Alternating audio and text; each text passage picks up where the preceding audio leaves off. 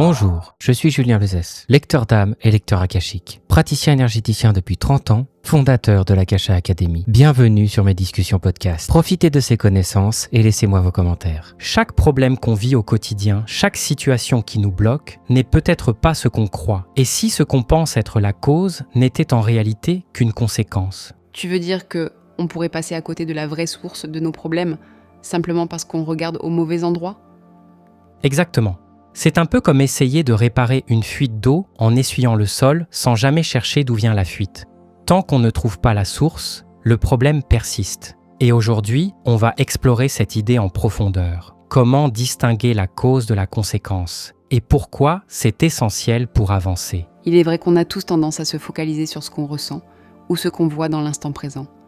Mais si on ne creuse pas plus loin, on risque de rester coincé dans des schémas répétitifs.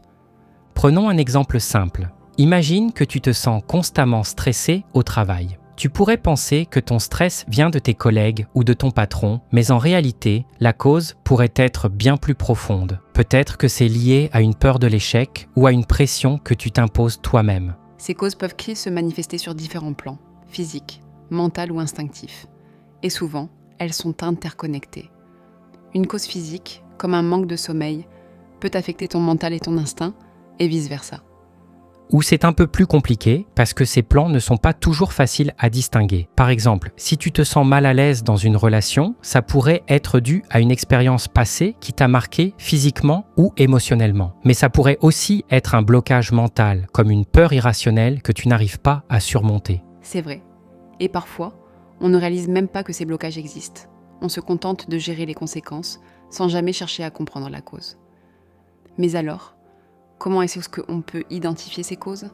Eh bien, la première étape, c'est de prendre du recul et d'observer les schémas qui se répètent dans ta vie. Si tu remarques que tu fais face au même problème encore et encore, c'est un signe que la cause n'a pas été traitée. Ensuite, il faut analyser ces problèmes sous les 3 angles, physique, mental et instinctif. Oui, et c'est là que l'introspection devient essentielle. Par exemple, si tu te rends compte que tu perds tes moyens à chaque fois que tu dois parler en public, ça pourrait être un blocage mental. Mais si tu ressens une peur viscérale, presque animale, ça pourrait être un blocage instinctif. Parfois, ces blocages sont liés à des expériences passées qu'on a enfouies. Prenons l'exemple d'une personne qui a du mal à s'engager dans une relation. Elle pourrait penser que c'est parce qu'elle n'a pas encore trouvé la bonne personne, mais en réalité, la cause pourrait être une peur de l'abandon ou une expérience traumatisante dans son enfance. Et ces causes peuvent être tellement subtiles qu'on ne les remarque même pas. Par exemple, quelqu'un qui a grandi dans un environnement où l'amour était conditionnel pourrait avoir du mal à faire confiance, même inconsciemment. Tout à fait. C'est pour ça qu'il est crucial de creuser profondément pour comprendre ce qui nous bloque. Sinon, on risque de passer toute notre vie à gérer les conséquences sans jamais résoudre le problème à la source. Mais alors, une fois qu'on a identifié la cause, qu'est-ce qu'on peut faire pour la traiter ? Eh bien, ça dépend de la nature de la cause. Si c'est un blocage physique, comme une mauvaise habitude ou un problème de santé, il faut travailler à le corriger directement. Si c'est un blocage mental, comme une croyance limitante, il peut être utile de travailler avec un coach ou un thérapeute pour reprogrammer ses pensées. Et si c'est un blocage instinctif, il faut apprendre à se reconnecter à ses instincts et à faire confiance à son intuition. Oui, et parfois, ça peut aussi passer par des exercices pratiques. Par exemple, si tu as peur de parler en public, tu peux commencer par t'entraîner devant un petit groupe de personnes de confiance. Petit à petit, tu construis ta confiance et tu surmontes ton blocage. Ce qui est important, c'est de se rappeler que ce processus prend du temps. Identifier et traiter une cause profonde, ce n'est pas quelque chose qui se fait du jour au lendemain, mais chaque petit pas compte. Oui, c'est aussi un rappel que nos expériences, même les plus difficiles, peuvent être des opportunités de croissance.